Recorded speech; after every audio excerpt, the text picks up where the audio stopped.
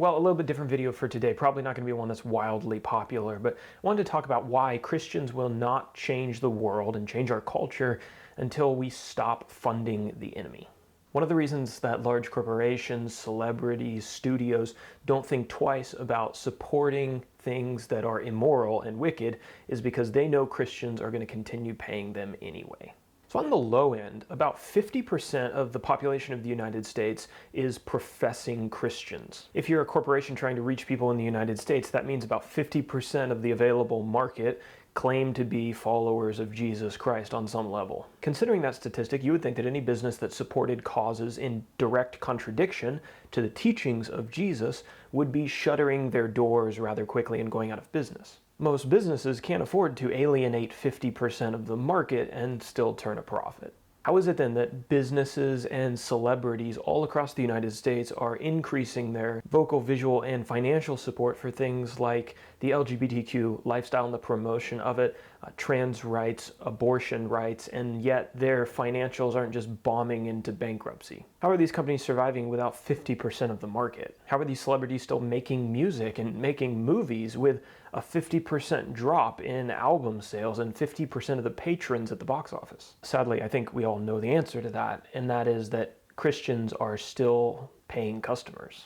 By and large, Christians are listening to the same music as the rest of the world, paying for the same TV shows and subscriptions as the rest of the world, vacationing at the same magic or evil kingdom as the rest of the world, saying that they just can't stop going to those stores that light up in rainbow every June, and that they just can't change their coffee shop that they love so much, even when they know that the profits go to support abortion. In short, Christians can't sacrifice the things that they love to change the culture. They love those things too much to give them up. While they're donating a little bit of money every Sunday to keep the preacher in the pulpit preaching about the Bible, they are giving millions of dollars to amplify the megaphone of people who are preaching wickedness. Now, someone might protest and they might say, well, money, it's not just about money. Money doesn't change things, but money does change things. And I want to show you a few examples of how we know that. And it's interesting that we know it from the very companies that are promoting evil. We see it through their hypocrisy in other countries where promoting evil risks cutting into their profits. We see this every June when company logos in the United States light up and are bedazzled in rainbow colors to support Pride Month.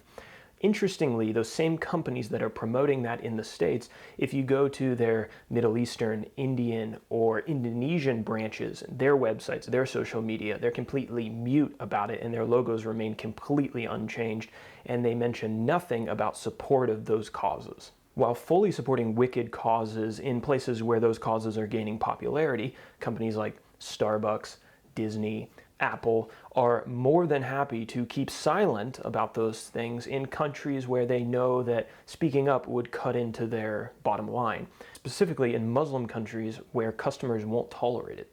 I'd encourage you to look up videos and articles on corporate hypocrisy. It's all over the place. Money changes things, and it changes the way that large organizations and celebrities behave, and if we control their behavior, less people are influenced by them for the negative. So I say all this to say that we, and that includes me, need to be careful about the voices that we're promoting with our buying power.